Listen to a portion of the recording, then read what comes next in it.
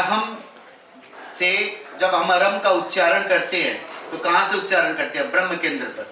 ये हमारा जीभ का जो आगे का भाग है ये हमारा ब्रह्म केंद्र है, और यहां से हम अरहम का उच्चारण करते हैं तो जीभ कहां टच होती है? हमारे तालु से, और उसका झनकारा जो होता है वो कहां प्रस्फुटित होता है? हमारे ज्ञान केंद्र पर। तो जब ज्ञान केंद्र पर उसका स्फुरण होता है तो हमारा ज्ञान केंद्र सक्रिय होता है, और ज्ञान के बिना कभी मुक्ति को हम अग्रसर नहीं हो सकते। तो जीवन की पहली अनिवार्यता क्या है? ज्ञान। और इस बच्चे का, ये बच्चा आज जन्म हुआ है, मतलब 2 महीने पहले जन्म हुआ है, और जन्म के पहले से माँ बाप सोचने लगते हैं उसे कौन से स्कूल में पढ़ाना, कितना पढ़ाना, कैसे जीवन बनाना। तो ज्ञान सबसे पहले जीवन, गृहस्थ जन्म में भी जरूरी है और आध्यात्मिक जीवन में भी जरूरी है। बिना ज्ञान के कुछ भी नहीं होता। तो यह अरहम हमारे ज्ञान केंद्र को सक्रिय करता है, क्योंकि उम्र के साथ हमारा ज्ञानावरणीय क्रम का उदय चालू रहता है और हमारी याददाश्त करने की शक्ति कर भगवान से ये कामना करते हैं कि वह ज्ञान में अव्वल दर्जे का ज्ञानी बने। फिर सी से सिद्ध, और सिद्ध माने सक्सेस। जीवन में सक्सेस सभी चाहते हैं, कोई भी पीछे रहना चाहता है क्या? सबको सक्सेस चाहिए। तो हम सिद्ध पद की आराधना के द्वारा क्या कामना करते हैं कि भाई आपने जैसे अपने 8 कर्म का क्षय कर अपनी मुक्ति का वर्ण किया, वैसे ही मुझे भी हर जीवन के क्षेत्र में सक्सेस प्राप्त हो। इसके बाद आ मीन्स आचार्य, और आचार का एक शब्द होता है आचार, और आचार मीन्स कैरेक्टर। हम ज्ञानी कितने भी हो जाएं और कितने भी पैसे वाले हो, से देखते हैं क्या? नहीं देखते। तो वैसे ही मैं जब तक जीवन में रहूं मेरा कैरेक्टर उज्जवल बना रहे, मेरे कैरेक्टर पर कभी दाग न लगे। उसके बाद उसे उपाध्याय। अब उपाध्याय कौन होते हैं? ज्ञान के धनी, और इंग्लिश में क्या कहते हैं? नॉलेज। तो हमने ज्ञान की पहले भी बात की, क्योंकि ज्ञान के बिना जीवन नहीं चलता। तो उपाध्याय पद की आराधना द्वारा उपाध्याय से क्या कामना करते हैं कि हमें भी सर्वांगीण ज्ञान प्राप्त हो। और उसके बाद सा से साधु। साधु क्या करता है? अपनी साधुता में पराक्रम दिखाता है, और पराक्रम का एक शब्द है इफोर्ट। तो हम भी गृहस्थ धर्म में और गृहस्थ के साथ साथ अध्यात्म धर्म में भी पराक्रम दिखा सके, ऐसी क्षमता हमें प्राप्त हो। तो ये 5 पद की आराधना द्वारा हमने जो जीवन में प्राप्त करना सारी कामना कर ली, फिर भी हम इस पर अपनी आस्था को टिका नहीं पाते, और क्या करते हैं? दर दर भटकते फिरते हैं। अभी कोई कहता बैरू जी का चालो तो बैरू जी का फूक जाओ, और कोई कहता हनुमान जी का चालो तो हनुमान जी का फूक जाओ। जबकि सबसे उत्कृष्ट मंत्र जिसको आराधने के बाद किसी के पास जाने की जरूरत नहीं, उस पर अपनी आस्था नहीं टिका पा रहे। इसके बाद 4 अक्षर और है णांग। णांग माने फिर ज्ञान, दंग माने फिर दर्शन। ज्ञान और दर्शन, ज्ञान माने ज्ञान है, और दर्शन माने देखना। पैदा हुए तब से देखते आ रहे हैं, फिर भी देखना हमने जाना नहीं। देखना किसको? स्वयं को, लेकिन देखते किसको है? दूसरे को। इसीलिए हमारी आत्मा का कल्याण नहीं हो पाता। और जिस दिन हमने स्वयं को देखना सीख लिया, उस दिन वो मोक्ष हमारे से दूर नहीं। हम मोक्ष की बात तो करते हैं, लेकिन उसका रास्ता कोई अपनाना नहीं चाहते। जिंदगी में पैदा हुए और जब तक ये श्वास नहीं निकलेगा तब तक दूसरे को ही देखते रहेंगे, कभी अपने को देखने की कोशिश नहीं करते। और एक दर्शन का माने क्या होता है? श्रद्धा। तो श्रद्धा किस पर करें? देव, गुरु और धर्म पर। हमारे देव कौन? 24 तीर्थंकर। गुरु कौन? आचार्य श्री महाश्रमण। और धर्म कौन सा? जैन श्वेतांबर 13 पंथ। तो हमें इन 3 पर यदि पुष्ट आस्था है तो हमारा दर्शन सही है, और फिर हमें मोक्ष जाने से कोई नहीं रोक सकता। जब तक हमारी उस पर आस्था सही नहीं है तब तक हमारा मोक्ष हमसे बहुत दूर है। उसके बाद तीसरा शब्द है चार। फिर चारित्र, कैरेक्टर। कैरेक्टर का आपको पहले भी बताया कि जीवन हमारा कैरेक्टर जो उज्जवल होना चाहिए। और उसके बाद तय माने तप। तो मोक्ष मार्ग के 4 साधन, ज्ञान, दर्शन, चारित्र और तप। और और इसमें हमने क्या बनाया यहाँ पर, स्वस्तिक। स्वस्तिक में चारों दिशाएं खुली है और उसमें 4 बिंदु है। ये किसके परिचायक है, ज्ञान, दर्शन, चारित्र और तप। इन चारों दिशाओं को खुला रखा गया कि आप ज्ञान, दर्शन, चारित्र और तप किसी भी एक मार्ग की आराधना करके आप उस मोक्ष की ओर अग्रसर हो सकते हैं। क्योंकि हमें इतनी ताकत नहीं कि हम चारों को एक साथ ले लें। कोई ज्ञान की आराधना करेगा, कोई दर्शन की आराधना करेगा, कोई चारित्र को निर्मल करेगा और कोई तप को अपने जीवन में अंगीकार करे तो भी वो मोक्ष की ओर अग्रसर हो सकता है।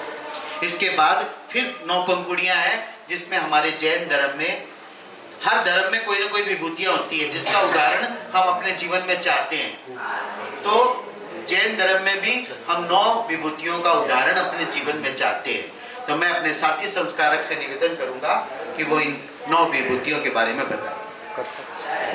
मन पर अभी जो अरुण भाई जी ने जो कमल के फूल की 9 पंखुड़ियों का वर्णन किया, उसके बाद की जो पंखुड़ियां हैं उसमें जो हमारे जैन धर्म में जो ऐसे महापुरुष हुए हैं उनके गुणों का अनुसरण हमें अपने जीवन में करना है। तो सबसे प्रथम गुण कौन सा है, दिव्य ज्ञान। दिव्य ज्ञान कैसा हो, दिव्य ज्ञान हो भगवान महावीर जैसा। अब भगवान महावीर तो केवल ज्ञानी थे, अब क्या हम केवल ज्ञान प्राप्त कर सकते हैं, इतना आसान तो नहीं है, लेकिन हम उनका अनुसरण कर सकते हैं ताकि कुछ अंश हमें मिल जाए। जो अगला आपने कैसे कहा कर नहीं सकते, कर तो सकते हैं, उतनी क्षमता हमें प्रस्फुटित होनी पड़ेगी। क्योंकि भगवान कोई बाहरी दुनिया से नहीं आते, हम में से ही कोई आत्मा भगवान पद को आराधित होती है। जो अगला गुण है वो है भव्य ध्यान। अब भव्य ध्यान कैसा हो, गौतम गंधर्व जैसा। अब ध्यान गौतम गंधर्व जैसा क्यों, जब दिव्य ज्ञान भगवान महावीर जैसा है तो गौतम गंधर्व तो भगवान महावीर के शिष्य थे। तो कहने का तात्पर्य यह है कि जब भगवान महावीर अपनी सभाओं में बैठते थे तो गौतम गंधर्व अपने ध्यान के माध्यम से उन समस्याओं का समाधान कर लेते थे।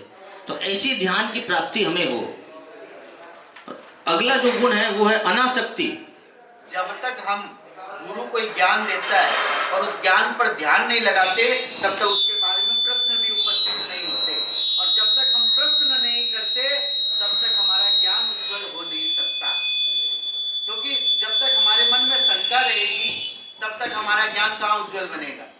और यदि हम प्रश्न नहीं करें तो गुरु क्या सोचेगा, इसको सब आता है, वो फिर आगे कुछ भी नहीं बताएगा। और यदि हम प्रश्न पर प्रश्न करते हैं तो वो जानता है इसे अभी समझ में नहीं आया, तो वो खोल खोल कर उसको समझाता है, तब हमारा ज्ञान निखार पाता है। और यदि हम प्रश्न नहीं करते तो हमारा ज्ञान भी कुंठित हो जाता है। अगला जो गुण है आंतरिक शक्ति। क्या होती है कि आज परिस्थिति आपकी अच्छी है, कभी वो खराब भी हो सकती है, तो हमें मन से कमजोर नहीं पड़ना है, आंतरिक शक्ति को हमेशा मजबूत रखना है। अगला जो गुण है वो है निर्मल बुद्धि। अब निर्मल बुद्धि कैसी हो, निर्मल बुद्धि हो अभय कुमार जैसी। अभय कुमार जैसी बुद्धि की हम मनोकामना भगवान महावीर से करते हैं। उसका अगला जो गुण है वो है रिद्धि सिद्धि। रिद्धि सिद्धि कैसी हो, धन्ना शालीभद्र जैसी। धन्ना शालीभद्र को कैसी सिद्धियां प्राप्त थी कि रोज उनके जो घर में 33 पेटियां स्वर्ग से आती थी जिसमें रोज खाने का सामान, पहने के वस्त्र और आभूषण रहते थे। एक बार वो जो वस्त्र पहन लेते थे दोबारा वो धारण नहीं करते थे। लेकिन ऐसी सिद्धियां प्राप्त कैसी हुई, तप के माध्यम से। उन्होंने तप किया तब उन्होंने सिद्धियां प्राप्त की। अगला जो गुण है वो है शील। अब शील क्या है, शील का यहाँ पे अर्थात चारित्र से है। जैसे अरुण भाई जी ने बताया अभी कि ज्ञान, दर्शन, चारित्र और तप ये हमारे मोक्ष के मार्ग है। तो हमें भी अपना चारित्र को निर्मल रखना है। आज अगर एक दीवार में एक सफ़ेद कपड़ा हम टांग दें तो सब लोग बोलेंगे कि सफ़ेद वस्त्र ही है, लेकिन उस पर अगर हम एक ब्लैक डॉट लगा दें, काला पेन से एक चिन्ह मार दें तो सबको वो दाग ही दिखेगा, सफ़ेद वस्त्र नहीं दिखेगा। तो चारित्र भी हमारा निर्मल होना चाहिए और उस पर कोई दाग नहीं होना चाहिए। अगला जो गुण है वो है सौभाग्य। अब सौभाग्य कैसा हो, सौभाग्य हो धन दत्त का पुत्र कृत पुण्य। अब उन्होंने भी ये सौभाग्य कैसे प्राप्त किया, दान के माध्यम से। अपने पुण्य भाव में उन्होंने दान किया था, उन्होंने ये सौभाग्य प्राप्त किया। और जो अंतिम गुण है, जो कि 9वां गुण है, वो है सुख श्री।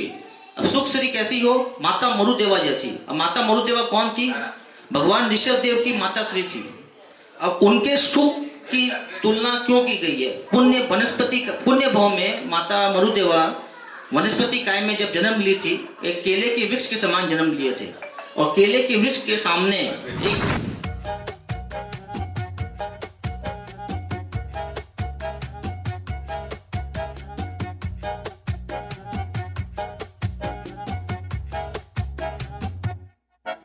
इतनी सी हंसी, इतनी सी खुशी, इतना सा टुकड़ा चांद का, ख्वाबों के तिनकों से चल बनाए आशियाँ। इतनी सी हंसी, इतनी सी खुशी, इतना सा टुकड़ा चांद का, ख्वाबों के तिनकों से चल बनाए आशियाँ। दबे दबे पाँव से आए हौले हौले जिंदगी, होठों पे कुंडी चढ़ा के हम ताले लगा के चल गुमसुम तराने चुप के गाए, आधी आधी बांट ले आजा दिल की ये पाया लोहा का, और इसका नामकरण आज विक्रम संवत 2082 साल शुभ मिति माघ शुक्ला पंचमी। आज क्या है? साथ में विद्या का दिन है, सरस्वती। तो इसके दिन आज इसका नामकरण संस्कार हो रहा है। शुक्रवार दिन किसका? लक्ष्मी का। तो यह भी उत्तम वार है। और दिनांक 23/1/2026 को 11:25 पर हुआ, और इसका नाम हुआ आए और बच्चे के कान में नाम फूके।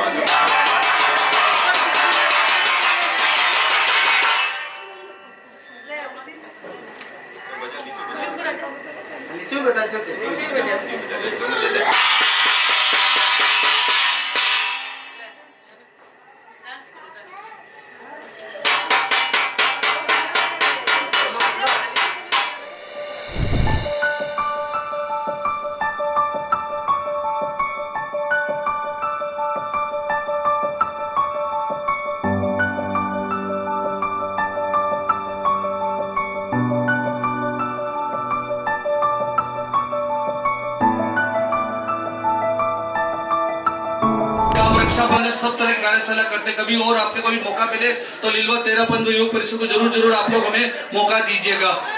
कि हम लोग आज यहाँ पर एकत्रित हुए जीवांश के नामकरण में, और सबसे ज़्यादा प्रसन्नता ये हो रही है कि आज हम सब जैन विधि के संस्कार के हिसाब से नामकरण हो रहा है। ये मेरी बड़ी इच्छा थी कि मेरा लड़का जो कुलदीप है उसकी जैन विधि से शादी हो, लेकिन उस टाइम में कोरोना काल था, कोई सुविधा थी नहीं, तो मेरी मनोकामना भी पूरी हुई है।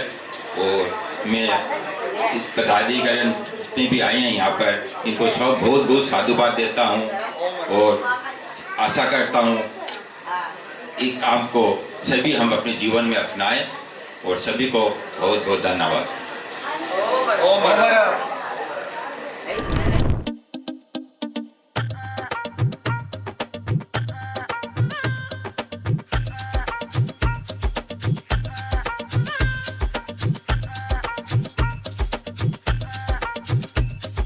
रेशम की है डोरी चमके जैसे चांद सितारे, छोटे से महावीरा की है कोई नजर उतारे।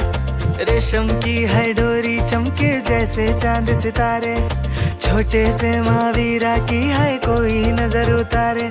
ऐसे पल्ला झूले रे हो जैसे कोई चांद को झूले रे, ऐसे पल्ला झूले रे हो जैसे कोई चांद को झूले रे।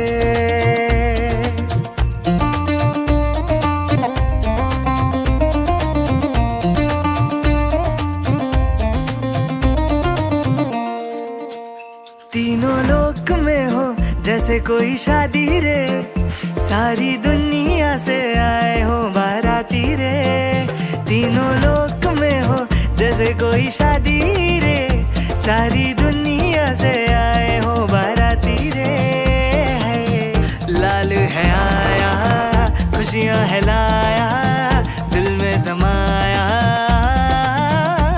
आंखें टम टम टम के रे, ओ जैसे सारे तारे चमके रे, वैसे पल्ला झूले रे, ओ जैसे कोई चांद को छू ले रे।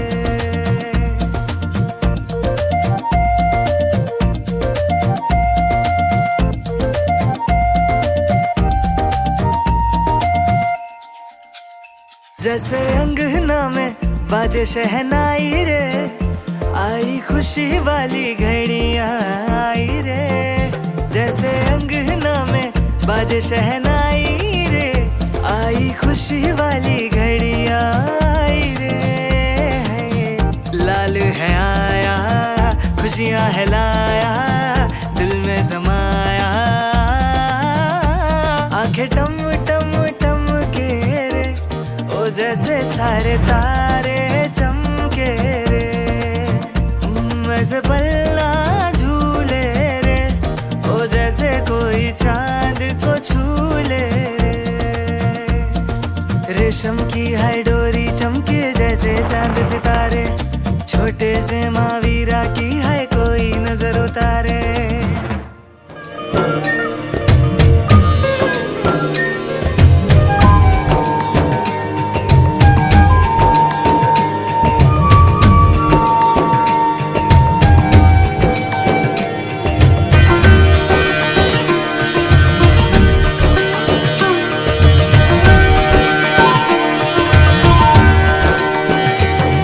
तुमसे पहले देखे कब थे मैंने ये ख्वाबों के कारवां,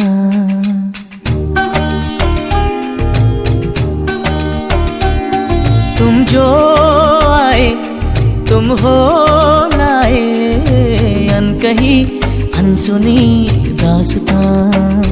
हो सुनो जरा मेरा दिल भी हाय, वो कहानी दोहराए। मेरी जिंदगी में आए हो और ऐसे आए हो तुम, जो घुल गया है सांसों में वो गीत लाए हो तुम। हो तुम ही कहो दिल जो ऐसे गाए, कोई क्यों ना गुनगुनाए। मेरी जिंदगी में आए हो और ऐसे आए हो तुम, जो घुल गया है सांसों में वो गीत लाए हो तुम। ओ हो